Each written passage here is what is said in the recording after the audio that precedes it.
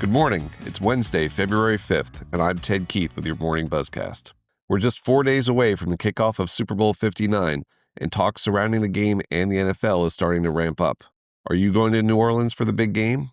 You won't be alone, and not just because the building seats 62,000 people.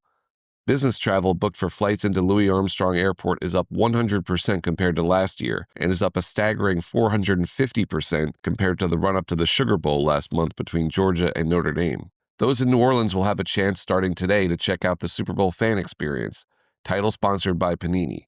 The annual fan festival features interactive games as well as the ultimate prize the Eagles and Chiefs are bidding for, starting with Sunday's 6:30 kickoff time, the Vince Lombardi Trophy. One big name who will be in attendance, President Donald Trump, making him the first sitting president ever to attend a Super Bowl. 3 sitting vice presidents have watched the big game in person.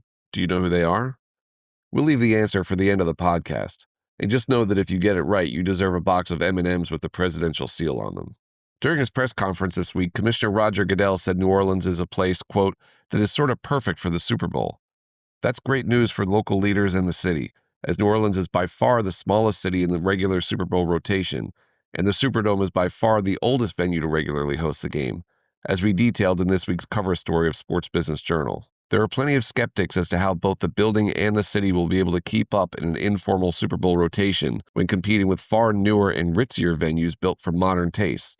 Think especially SoFi Stadium in Los Angeles and Allegiant Stadium in Las Vegas, both of which have already hosted the game to high acclaim in this decade. Then there's Mercedes-Benz Stadium in Atlanta, US Bank Stadium in Minneapolis, and plenty of new stadiums coming online soon, including a new Nissan Stadium in Nashville. But $560 million in renovations to the Superdome has made the building as state-of-the-art as possible, and it looks like New Orleans is always going to be able to be a part of having the big game come to its city.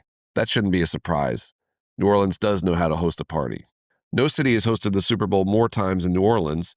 This year marks its 11th such occasion, and no venue has had the game more times than the Superdome. This is the 8th, 2 more than Miami's Hard Rock Stadium. Based on Goodell's comments, it's an excellent bet the city will one day extend those records. When? The city is bidding for the 2029 game and may have to push to 2030 depending on the schedule with Mardi Gras. It already has been 12 years since the city last hosted, the longest stretch in between games in New Orleans history. So it's hard to say exactly when the Super Bowl will be back in New Orleans. It just feels very likely that it will be.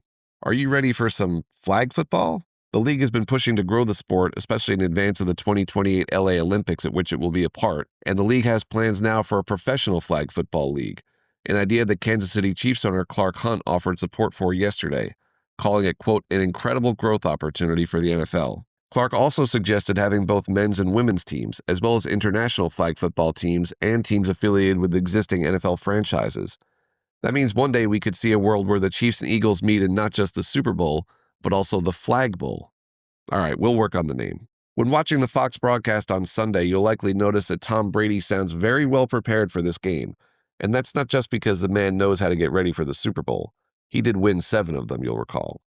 He is being allowed to take part in Fox's production meetings with the 2 teams. That's a reversal from the regular season when the so-called Brady rules prevented him from doing that, because he is also a team owner, having a minority stake in the Las Vegas Raiders.